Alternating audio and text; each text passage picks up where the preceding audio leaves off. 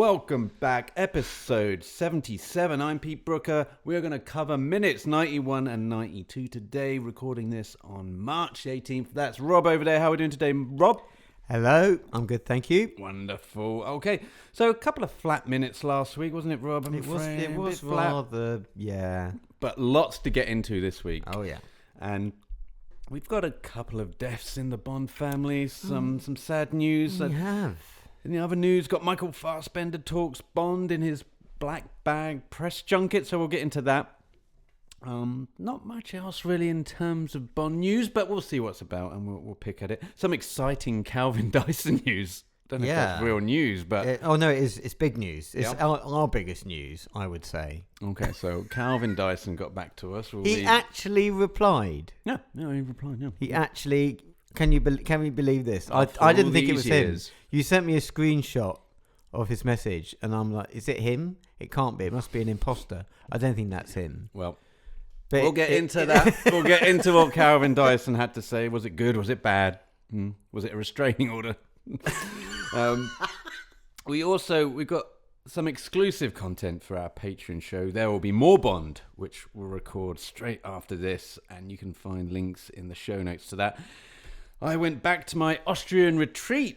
You did. You've been on holiday again. Just outside of Vienna. Saw a lot of naked Austrians. Oh, Lord. Lots of wangs just flying about the place. Oh, lucky you. Not exclusive to the saunas either. They were... Oh, God. Wangs outside the... So we'll get into that. And were you one of them? No.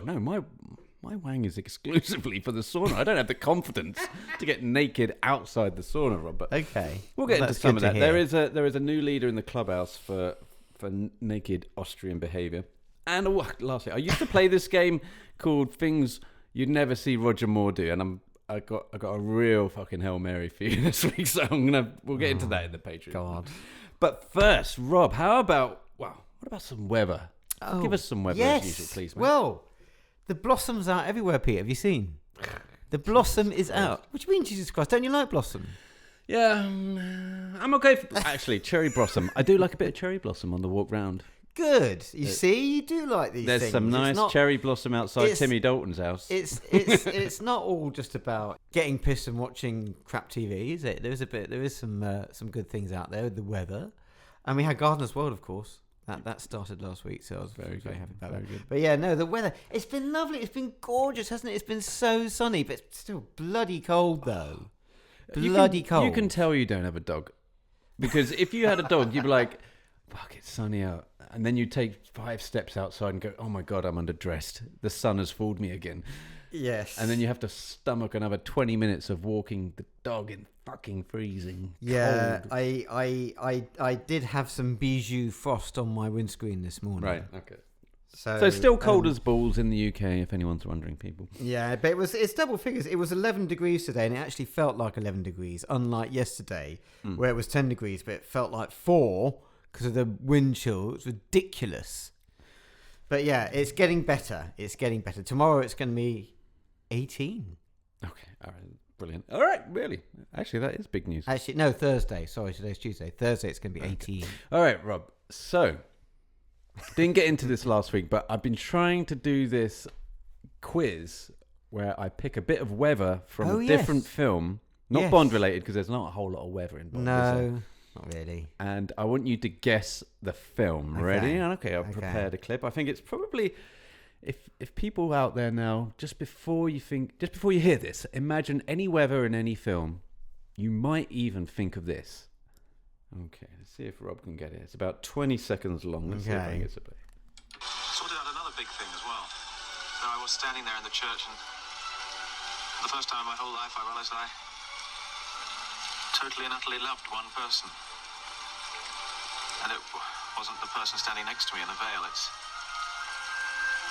the person standing opposite me now. Oh. In the rain. Oh. Is it still raining? I hadn't noticed. Okay. I would say, is that 4 weddings and a funeral? Bing! Hey! Your powers of observation do you credit, Mr. Bond? Being, as Ned Ryerson would say. Yes, as Ned Ryerson would say. All right. It's all about the weather. Yes, so hooray, I actually got one. I thought I'm never going to get this. It's going to be some shit film I've never seen. Brilliant. So mind you, I haven't seen that since it came out. Okay. So that's pretty good going. That's great. I'm very happy that there's a film you've seen and I've seen Yes. outside of the Bond world. Perhaps I know it's a good start, isn't it? Okay. Well, Rob, have you been up to anything Bondian? What the hell is he doing? His job. Well, a couple of things you could say with Bondy. And I did see a Bond car at the weekend. I saw Aston Martin V8 from Living Daylights and No Time to Die at a car show. It was absolutely stunning. I wanted to sit in it, but the guy was just leaving, so hopefully I'll see him again maybe one day and he'll let me sit in it. But it was beautiful. It was absolutely beautiful. I did talk to him. He'd only had it a few weeks and he's loving it. So that was very cool to see that. You don't see those every day. What colour was it? It was dark green Mm-hmm. and with cream interior. It was so nice. And he started up and the sound of the engine as it purred out. Oh my God, it was amazing. And another thing, the night before on the Saturday night, I had a drink with a friend of a friend who is friends with Barbara Broccoli's daughter. Okay. So that's quite Bondian. It is. And how did you stumble upon this? So it was because the rugby was on. Obviously, we had Six Nations on Saturday, and my mate booked a table with a private TV in the corner of a pub all day. You into rugby? No, but he is There you go. I knew you weren't into rugby. How did I know you weren't into rugby? because not in sport. But I knew that. Like, you went to the pub, you had a private table, you had friends, you were meeting them. They were all watching rugby. You couldn't give a fuck. How did I know that about Yeah, you? they'd been there all day, drinking all day, since 1 o'clock, because it was matches from 1 till like 10 or something. Anyway, I went just in the evening, and I was like, I'm not interested in this. He said, no, just come for the social. So I went for the social. And then he messaged me saying, oh, actually, you'll like one of my mates because he works in film. I was like, oh, that's interesting because I haven't met any of his mates who work in film. They all normally work in insurance and boring shit like that. So anyway, I met this guy and we got chatting. And then I mentioned that I do a Bond podcast. I can't remember how that came up now. And he was like, oh, really? I was like, yeah. He said, oh, well, I'm good friends with Barbara Broccoli's daughter. I said, really? Oh, God. And he was I bet like, you fucking dropped everything at that moment. I said, and so does that mean, I said, how do you know her then? And he said, well, we went to school together. Okay. He said, we went to, I think it's an American school in London. And so he became good friends with her there. And I said, so does this mean you've met Barbara? Oh, many times. He said, been around the house many times. Wow. I was like, oh. Take me there now. Yes. And I said, have you met Michael G. Wilson? He said, once. Only met him once, but I've met Barbara lots of times. I said, oh, that's amazing. And I said, so anything you can divulge? Any interesting info?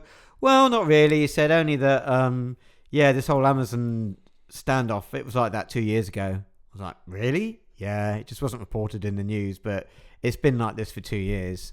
I was like, oh, wow. He said, yeah. He also said, and believe me, as someone who works in the industry, and he's got his own production company, this guy, and he's been trying to get films off the ground for years, etc. They have produced one film called Emily about the Bronte sisters, which has got quite a high rating on IMDb. I haven't seen it myself. Anyway, he was like, oh, yeah, prepare for the worst with Amazon. It's just going to be oversaturation. Trust me, it's going to be awful. He said, lots of content for your podcast to talk about, but yeah, it's going to be shit. I was like, oh, great. Lots for the Bond buzz to get into. Hey, John Orty. Oh, yeah, they'll be all over it. Well, okay. But that's literally just his opinion. We don't know that. That's just what he said. But Yeah. as someone who works in the industry. And he also said, well, look, he said, I can understand why Barbara walked away. And the thing is, Hollywood doesn't work in the same way as she's used to anymore. It's not all about creativity and about, it's all about data. That's all they're interested in is data. She'll go and see some actor in at the Old Vic and say, hey, let's get him in to test for Bond. And then they'll just look at the data and like, no, we're not interested. No, he's not going to get bums on seats. So he said... That's not... Okay, sorry to jump in. But to counter that, they've had that from day one. They've had that with Sean.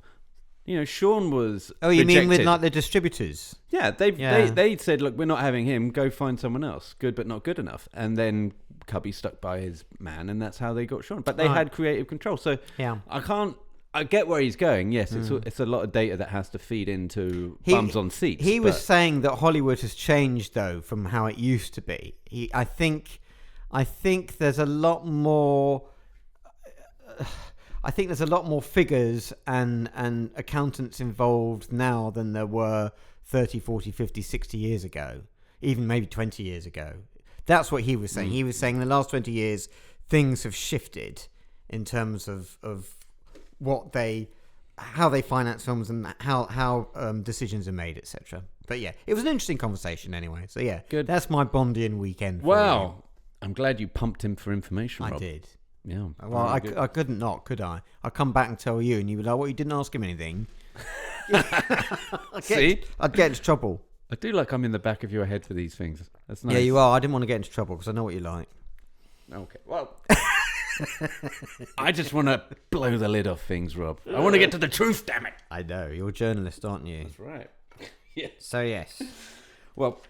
Okay. Well, what about you? Did you get into anything Bondy? Because you've been away, as you said. Okay, so I had this thing happen to me. Anastasia and I, Anastasia, my wife, go to Austria for a long weekend. Around about every other couple of months or so. And we go to the same place. It's a very nice spa. It's about 40 minutes outside of Vienna. We always have the same driver that picks us up from Vienna airport and takes us out. And we get the car. Okay, that's nice. Because there's no real... Yeah.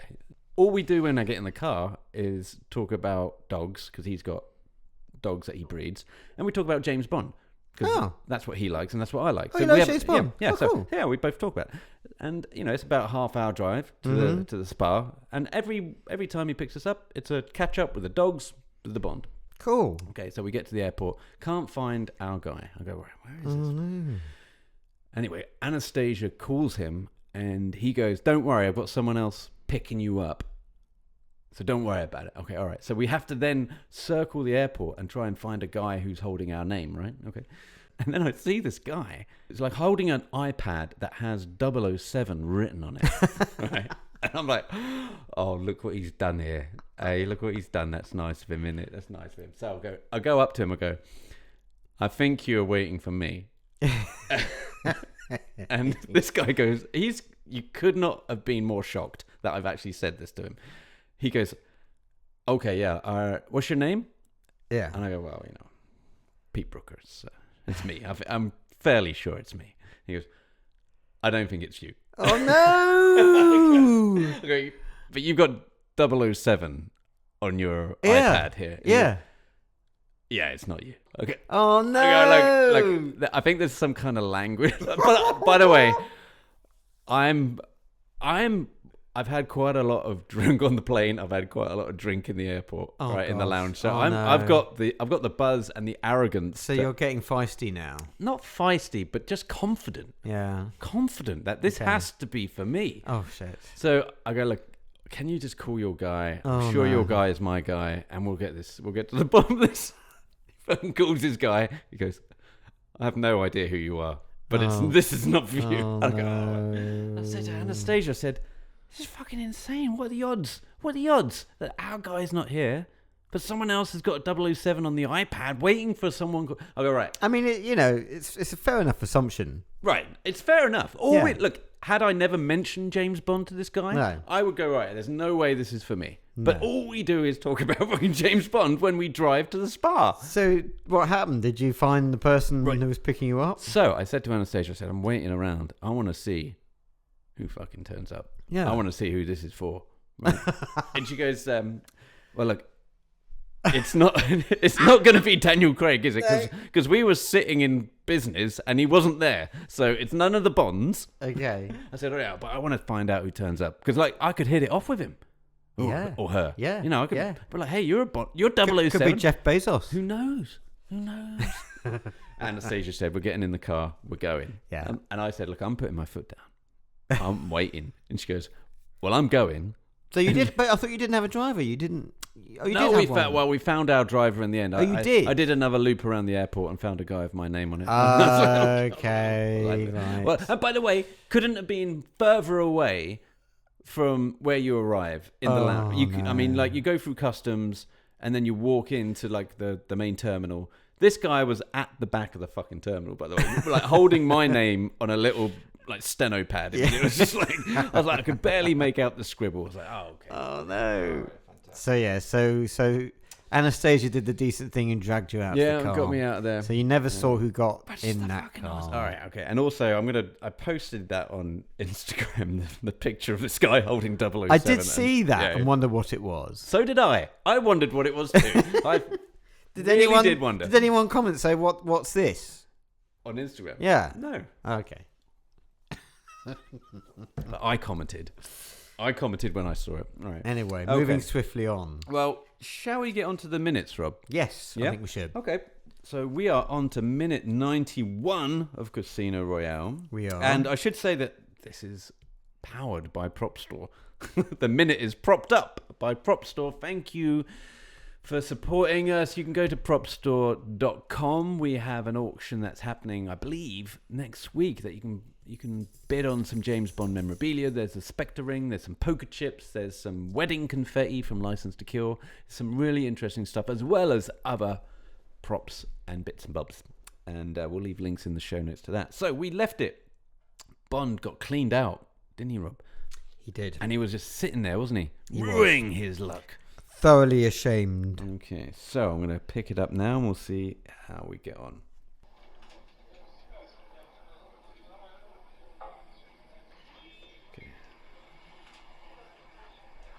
Bond walks out. Oh no, Vesper walks out first. She sees Bond on the balcony.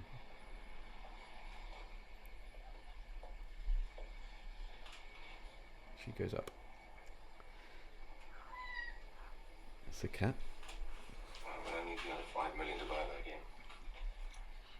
I can't do that, James. Look, I made a mistake. I was impatient, and Deanna was arrogant, and I beat him. Sorry. Sorry. Why don't you try putting that in a sentence? Like maybe, sorry the Chiffre's going to win, continue funding terror and killing innocent people. That kind of sorry? You lost because of your ego, and that same ego can't take it. That's what this is about. All you're going to do now is lose more. Well, then you're an idiot. I'm sorry? I think you're a bloody idiot. Oh, Rob, she's a bloody idiot. God, what a great ending. It is, isn't it? It is. It's like, oh, did you just call me an idiot? Call me it again. You're a bloody idiot. Anyway. Rob, talk me through this minute. What do you think? Your takeaways. Well, there's a couple of lines of dialogue there that are very quotable, aren't there? Yeah. From this film. Just like if you went up to a Bond fan at a convention and you went, sorry. You'd Rob, know immediately what scene that was from, wouldn't you? You should try that. Sorry. Sorry. Yeah. And if you went, then you're a bloody idiot. I said you're a bloody idiot. They'd also know. Rob, I know I told you to get up to the mic so that we can hear you, but you just blew out everyone's eardrums, so I'm going to have to fix that. You're going to have to fix it in post. But like you... Sorry about that. Sorry, listeners. Sorry. Sorry, listeners. Sorry, listeners. Sorry. That would be... Oh, that is the social experiment I want to see. Rob going up to people on trains and trying that line out. I said James Bond fans at conventions, not strangers in the street or on public transport. I don't know. If you did that to me on public transport, or if I did that to someone and they twigged what it was about, I'd be like, oh, that's good. That's good. Yeah. So that's my immediate takeaway from this scene is those two lines, very which iconic, are just, yeah, they really are. And he delivers them beautifully, doesn't he? Yeah. So she's going through all these different emotions, isn't she, here? He wants the money. She won't give him the money. But she won't give him the money for two reasons, will she? Because she won't give him the money, A, because she's sort of working on the sly for the Chiffre. But also, she's quite happy she's not giving him the money because she loves him. And she doesn't want anything to happen to him. And she wants him to be out of the game and safe and not dead. Yeah. So she's got all this bubbling up inside her, which is very cool, really, isn't it? Yeah, and it was mentioned in the Blu-ray. Do you know what? This is something that I didn't twig watching the film. That she's actually trying to protect him. Yeah. By saying, look, enough's enough. Yeah. You've lost $5 million. Yeah. Get out now. We all get away clean. You walk away with your life. Le Chiffre gets some money, but then I get my guy back at the end, who she's protecting, as we'll figure out in later minutes. So she's now thinking she has won, everyone's won. Let's just all walk home. Mm-hmm. Yeah. Let's walk out of this. Yeah. And everyone walks away with their life. So Bond hasn't won, but he's alive, which is all she cares about. Yeah. So that was... And they do talk about that, don't they? Purvis and Wade talk about that on the commentary, and they said that it improves on the book because that conversation wasn't in the book. Yeah. And she's just basically, helping Le Chiffre in the book, and they haven't got those layers of emotion where you can see she's trying to keep him out of it, as well, because she's fallen in love with him. But also, she plays upon the ego factor as the excuse. Because does, the ego has been brought up once before with the lift. Yeah. Getting in the lift, not enough room. So he's full of vim, Bond here, isn't he? Yeah. He's like, I can take him. Yeah. And she's like, I don't know anymore. I don't know if you can, realistically, because we've already discussed that you have a huge ego. Can we get by the ego? Yeah, good point. Very good point. I liked the fact that he had to admit he was arrogant. Yes. That was good. That was nice. And also, on the commentary, Martin Campbell and Mickey G talk about that scene, how they used it for testing different actresses. They used that scene for testing because it's quite an important, involved scene with a lot of emotion for Vesper. And Daniel, I think they said they did it 8 times, 8 different tests, and Daniel voluntarily was there acting for all 8 of those just because he wanted to, and he wanted to see what they were like, and he wanted to be part of the performance. And they said he still knocked it out of the park on the day, on the shoot, even though he kept doing all this. But it's like being a play, isn't it? You just do it over and over every night, don't you? And you get better every time, I guess. But I thought that was interesting. Yeah, interesting. Well, also, it's probably worth noting that here he's seeking to buy back in with Vesper's approval. She is head of the treasury. In the book, this is where it splinters off, and Felix is just basically handing him an envelope. I mean, he doesn't even leave the table. He has been cleaned out in the novel by Le Chiffre and Banco, but he just gets handed an envelope and just goes, get back into the hot seat, That's the next buddy. minute. Sure. Yeah. But it's a couple of minutes actually. Right. But yes, you're right. In this, like they're saying, it's more layered here because we've gone into the Vesper character. So Vesper had no approval in the book to give him an That's right. That's right. She was absolutely. Yeah. So yeah, she's coming into play here. She's being tough and responsible here. Yep. Well, Rob, I think that's enough for this minute. What do you think? I agree. Yeah. Okay. Shall we move on. crack on with a bit of news? Oh yes. Gentlemen and ladies, hold the presses. This just in. Michael Fassbender says he wasn't the guy for Bond. Can you believe? All right, I've got a clip here. He was interviewed by some chap whose name I forget. But let's play it and you'll get the rub. Was there ever a real Bond conversation? I guess if you're of a certain age and you have a certain accent, you're in the Bond conversation just through the media. But did you ever meet with Barbara Broccoli and have that conversation? I've met with Barbara Broccoli just, through passing. And I actually went in for an audition phase before Daniel was cast. Oh, really?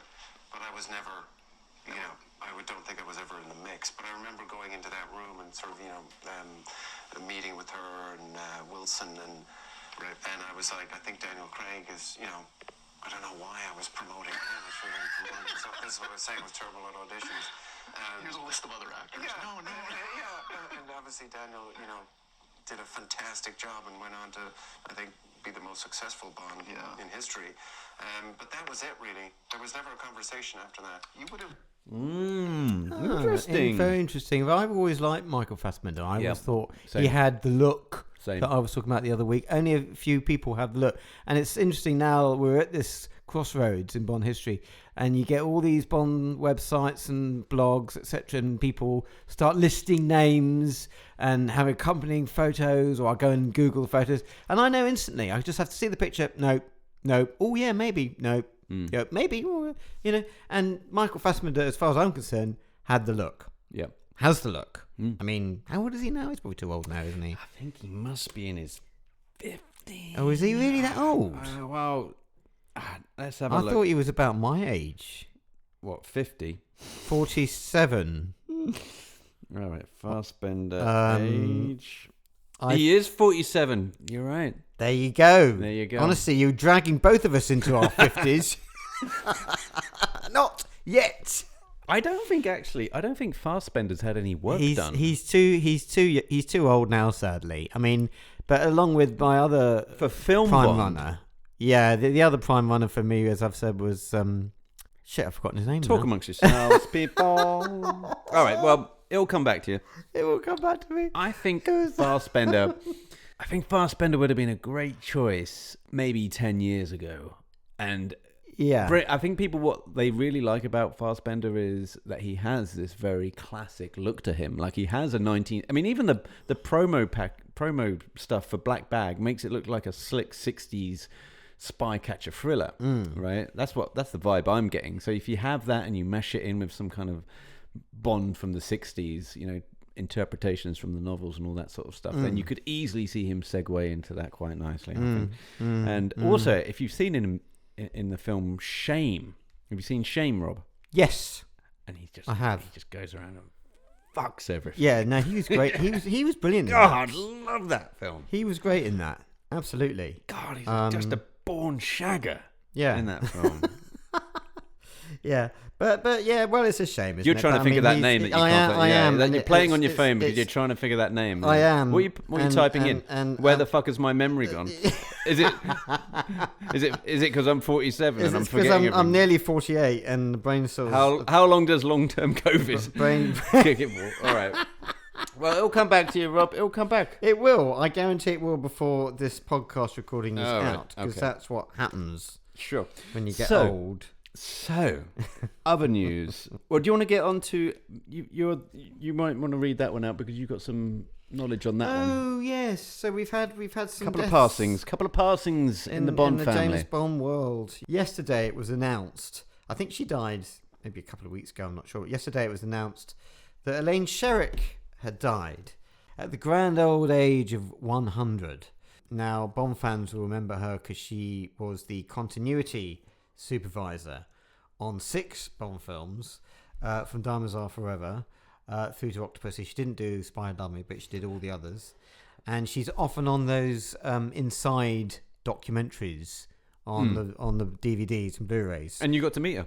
I did. I met her. It was at the penultimate Bond Stars event at Pinewood 3 years ago. I think they were doing... It was the Casino Royale event. But they had quite a lot of alumni there just anyway. And Okay. she was one of them. And she was sweet. she was so nice. She was lovely. She did a lot of talking and a lot of stories and anecdotes from her days, and I went and had a little chat with her, and she was absolutely lovely. Oh. She was quite... What did you ask her? Because you normally ask her questions. Can you remember? I honestly can't remember now what it was. Fucking hell, it's catching, isn't it? Yeah, but she was so Started nice. all then. But she had these 2 sticks, so her mobility wasn't great.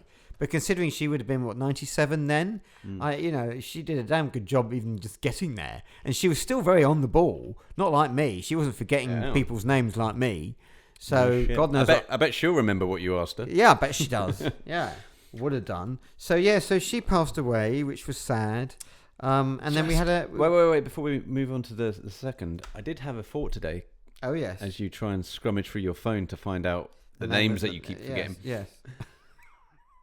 Best gig on a film set. Continuity. I've remembered it. Oh, kind of wisdom. Luke You Evans. haven't, by the way, you haven't just fucking remembered it. You were looking on your phone for the last 10 minutes have trying to figure out who it was. Yes, because then that reminded me. All right, who is it, sorry? Luke Evans. Very good. All He right. was my number 1 Bond, who's 2 years younger than me and Michael All Fassbender. right, we can all sleep happy. Yes. Great. So, continuity. It's a Continuity. weird- Continuity. Continuity. They call it script supervisor now. Best gig in the world.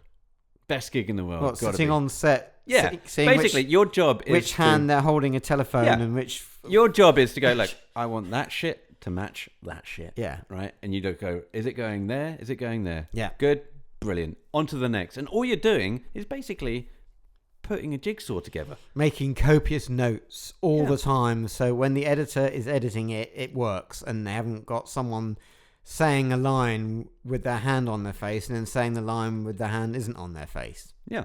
It's a full-on job. It's not like just anyone can do it. You've got to be very observant, and you've got to be really concentrating on shit, and you've got to note it all down constantly. Best gig in the world, though, because you've got to be there on every set, so you get to go to all the locations. Oh yeah, you do. You get to go to all the sets, all the second productions, everything. Yeah, and you just got to basically go, right, does that match this? Yeah. Good. A lot of work, though. A lot of work. Oh, I don't know. Terry Bamber's ex-wife did this, script supervisor. She was script supervisor on Skyfall, Spectre, No Time to Die, I think. Oh, so was she the one that screwed up with the glove and the hand and the gun? Possibly. Wasn't that... What film was that? Was that... Skyfall. Oh, yeah, possibly. Yeah. Okay. The biggest... The cost to the film was the special effects for the glove. I don't know. because, I don't want to get her into trouble, poor girl. Well, I think it was 2012, Rob. I think it's beyond that. All right. Okay. But yeah, there's a... we've had another death, haven't we? And someone else died. Yeah, Garth Pierce died. Oh, okay. So let me read this because this was actually quite sad. Garth was invited onto more than 500 film sets to meet the stars of some of the world's biggest blockbusters. He knew all 6 James Bonds and was the only journalist that Sean Connery ever trusted. Garth was still writing articles for The Sun shortly before he was diagnosed last month with inoperable cancer. Oh. He died 3 weeks later at home in Berkshire. Berkshire? It's like that film. You know what I'm thinking, don't you? It's From Berkshire. bottom. Berkshire. Yes. Start off in Berkshire, start off in Berkshire, end up in Twatshire. It's a famous line from bottom. Garth said, "I've lived the life of a celebrity without having the misfortune of being one." In 1976, he was the only journalist who could be bothered to visit the set of a film that was predicted to be a flop. That film being Star Wars. An unknown Harrison Ford would be the first of hundreds of A-list celebrities he interviewed, often in their homes. Jasper Carrott said he was a stand-up bloke. Another Pound fellow, West Brom fan, Adrian Charles, added, "Garth always had the right words, written in a lovely fountain pen hand, a true gentleman." He lives here, Adrian Charles. I know, I bumped into him. Yeah, my mate Adam sees him all the time when he walks his dog. Yeah, I told you. I told you, didn't I? I told you on this podcast. Yeah. But I think we should mention the main thing about the main Bond connection with Garth Pierce that we haven't mentioned is that he wrote 2 very important books that a lot of us hopefully will have in our collections, and they are The Making of Goldeneye and The Making of Tomorrow Never Dies. Yep. So, and we have them in front of us now. We We're going to do a little review on the YouTube.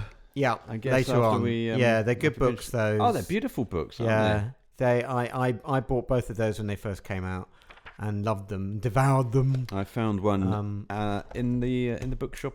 It's along Chiswick High Street. Oh, so yours is a recent Mine's purchase. a recent purchase. You didn't buy it at the time. No, I only got this a couple of months ago. Oh, good From heavens. the same bookshop that the James Eon Productions actually calls up if they need books on set, like in the background. They call really? this shop, Foster and Sons, I think it's called. Why do they on call High that Street. shop? Because they've got a history of selling Supplying books. books for selling films? books, selling books Really? and supplying books for Oh my productions. God. Yeah. Okay. I went in there once and said, "Is it true?" They go, "It's true." So yeah, dear old Garth All right, Pierce.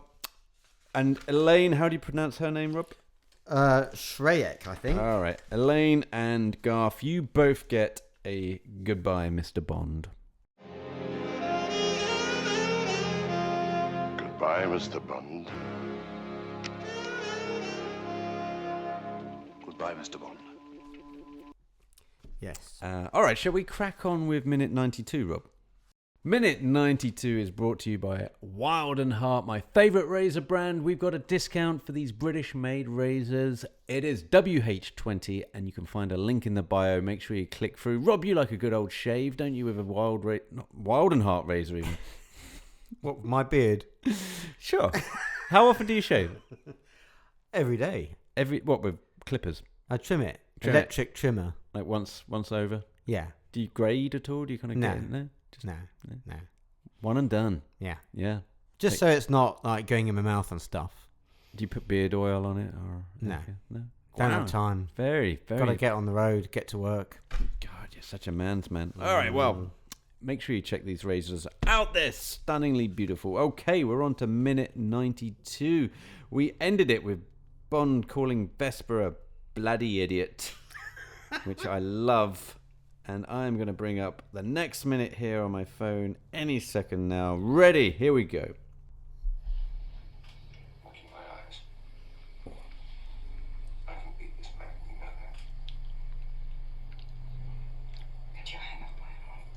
The plane going overhead.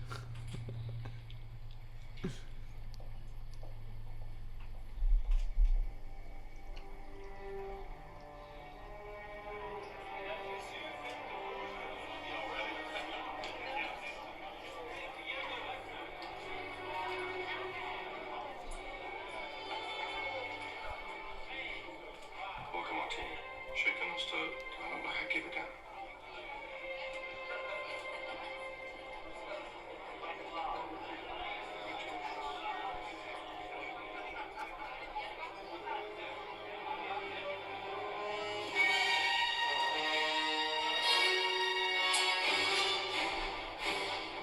Okay, get the girl out. Oh, Rob! God! What a cliffhanger! Absolutely. Wow. Absolutely. Okay, so Bond has instructed Mathis to get the girl out. He's picked up a steak knife and he's on the hunt. Yeah, okay, all right. So takeaways from this minute, Rob.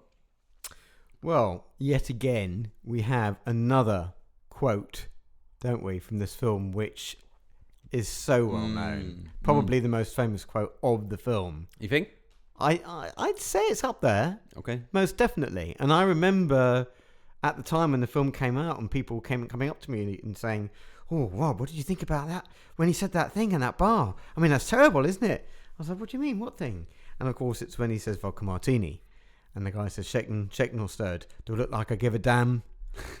I love it. And it's like, ooh, that's not what he's meant to say. But again, it's Bond in his infancy, isn't exactly it? that. He hasn't earned it yet. Exactly that. He hasn't even been given the theme tune, has he? No, so that's what I've got in my notes. So this is still raw Bond. Yeah. He doesn't give a shit. Yeah. He's got other things on his mind, and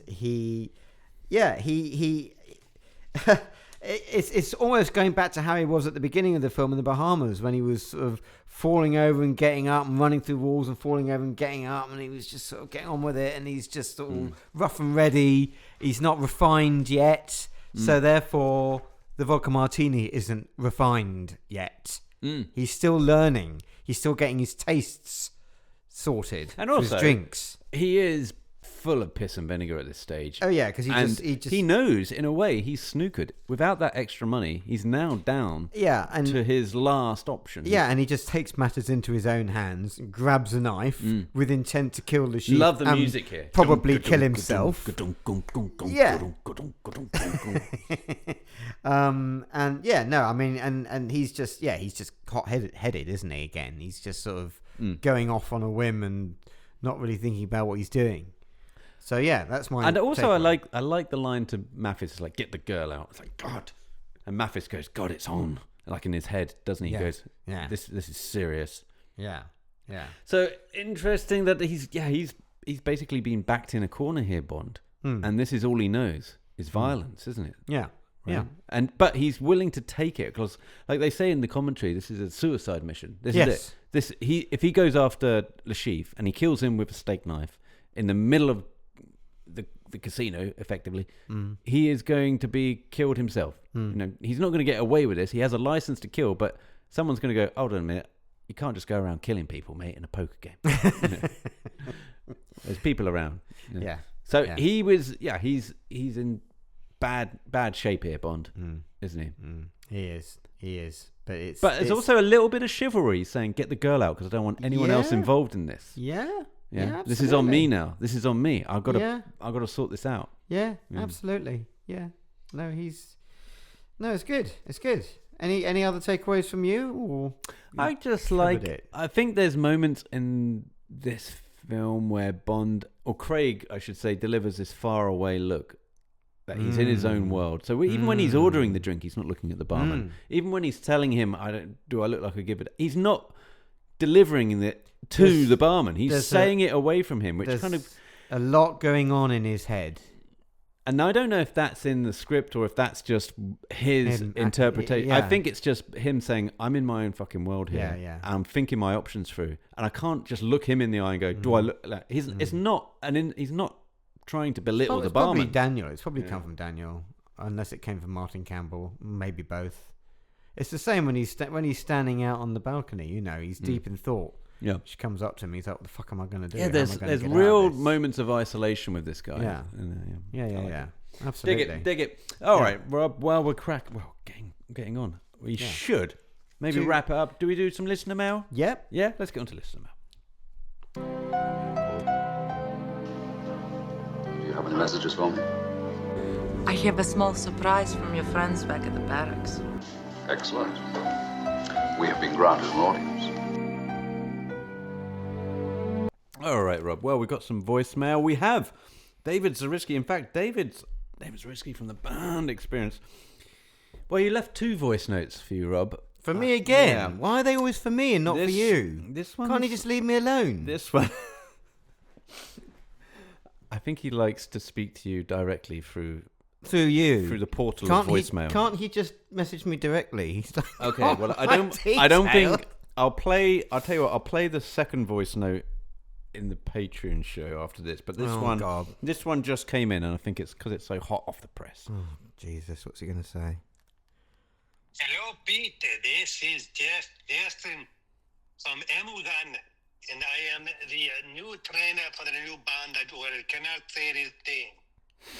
I hope you can understand me. English not my first language, or my third, perhaps my 16th, but it is very important. We have heard that you have your partner, Grab, who is trying to do the hashtag... Oh, fuck. Hold on.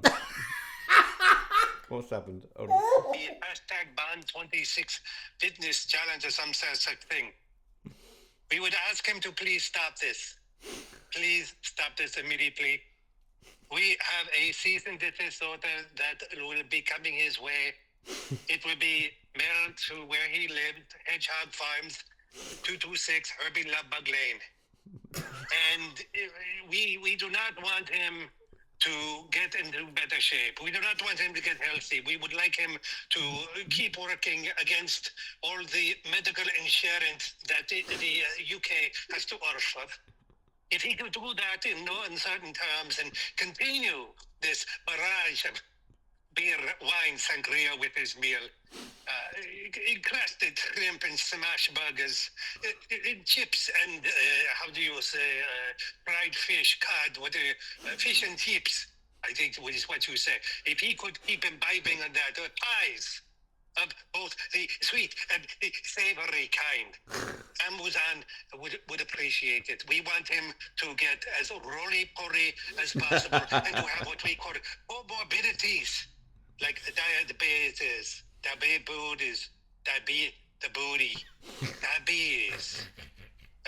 We ask no less than him and no more than he would.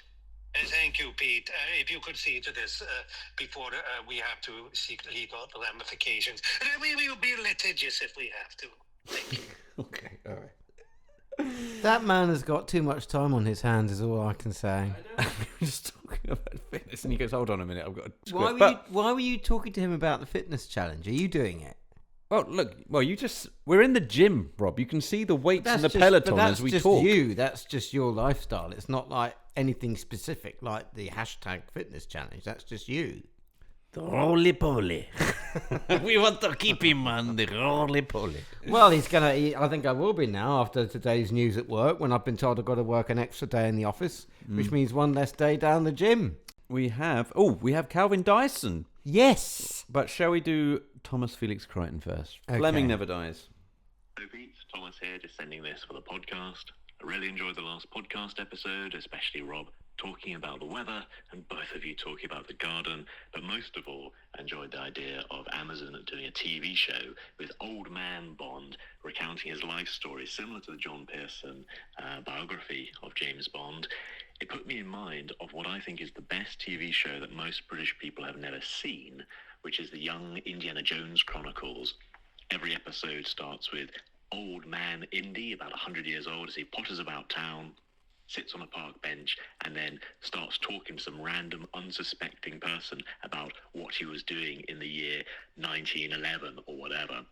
Every episode has that conceit. He's talking to a new random person and telling a story. That's the first 5 minutes. Then you cut to a much younger actor, maybe a child, teenager, or whatever. Even Harrison Ford, I think, in one episode, plus Daniel Craig and the guy who played Felix. Anyway, it's been a really good concept. It's been proven. So I really like the idea of them doing a similar kind of show, the James Bond Chronicles, with old man Pierce Brosnan. Then you can have whatever origin story, whatever young Bond story that you want.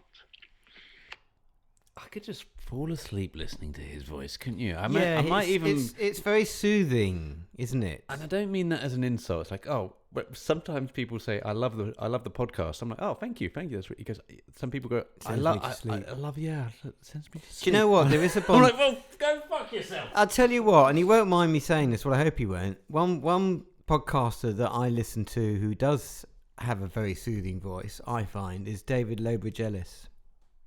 Have you listened to his podcasts? No, I just have him in the bed next to me. I just say, David, can you just talk sweet nothings, just read off the news? He has, I don't know what it is, but he's got a very soothing voice, and the way he recounts stories, it's almost like a bedtime story. And it's very relaxing, and it helps me to unwind and relax before I go to sleep. And it generally does the trick, actually, which is ironic because he is a massive insomniac himself and never sleeps. Interesting. So, yeah. Well, we got that. Thank you, Thomas, for that. Thomas Felix Crichton. Fleming Never Dies. Just got a message from Ken. I don't think it's related to the show, but hey, Pete. He's just WhatsApped. Do you happen to know anyone at Prop Store? Oh, okay. Actually, I better not get into that. No. I should say we do have a lot of Q&A that I put a message out on Instagram, ask us anything. We're going to run out of time for that, but we'll shove that into the patron show afterwards. Yeah. We have Alex Sifulamas. Always say yes to adventure.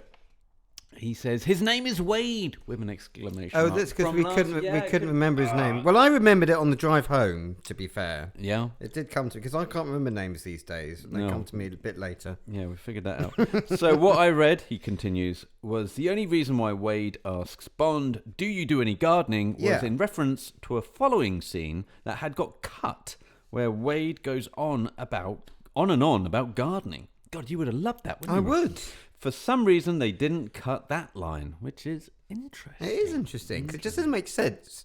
I'd love to see the next... Yeah, I'd love to see the gardening Oh, scene. that would have been brilliant. I wonder if that still exists somewhere. Go somewhere. Just lying on a floor somewhere in a cutting room. Come on, Gardener's World. Talk about real journalism, Rob. Who presents Gardener's World? Monty Don. Get Monty Don on the fucking case. If you want ratings... But we've got one more, haven't we? Oh, Calvin Dyson. Dyson. Yeah, Calvin Dyson. This is big news for us, isn't it, Pete? Okay. This is big news. We've been waiting months for this, literally. All right, just to set. I'm sure you're all aware, but I've been messaging Calvin probably for the last 2 years. Got no reply. Tumbleweeds and cricket. And not only, I haven't just been messaging him, I've been inviting him to like gatherings and barbecues and screenings. And look, he's nothing. He's 15 minutes down the road. It's not like I'm asking someone from like Iceland to come over. Yeah, no, he lives in Southwest London. Yeah, he's just over there. Yeah. Anyway. And he works in Hammersmith, which is even closer. Has not got back to us. And we've just assumed over the years it was because we spoke about Highlander on the walk home to the train station, because I basically he said he's never seen Highlander, so I took him through Highlander scene by scene and basically bored the shit out I don't know, mate. Well, who knows? Okay, so the letter starts. Hey Pete, have been meaning to message you for months in capital letters. Now, actually, as I was chatting with Rob at Cue the Music, and he mentioned about potentially coming on your podcast sometime, and I'd be very much game if you had a slot for me sometime. Wow. There you go. He doesn't just want to come round for a barbecue. Yes. He wants... That's he says amazing. he's not coming to our GoldenEye gathering. That Oh. We'll get into that in the Patreon, but we're putting some events together. And by the way, the people that have signed up to Patreon, they all got invited to the events first, right? Yes, they did. Well, we want to see them. We want to look after our patrons. Sure. But Calvin said, I ain't coming to that.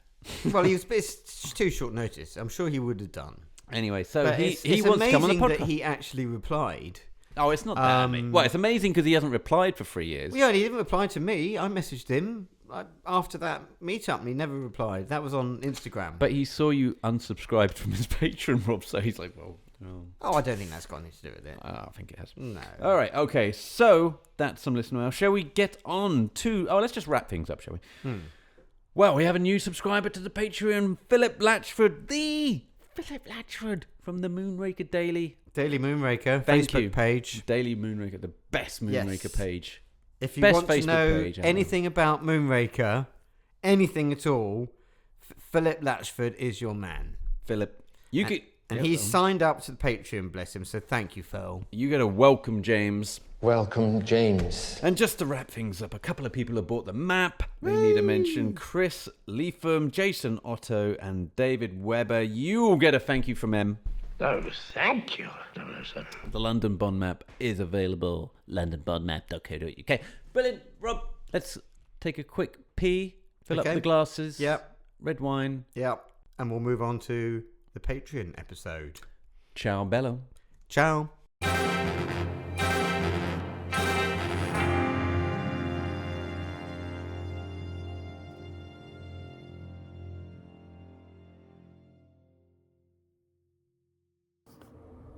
Thank you for watching that video.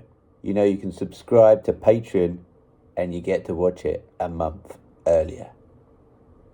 I don't know why I'm talking like Michael Caine, but you can. Thank you.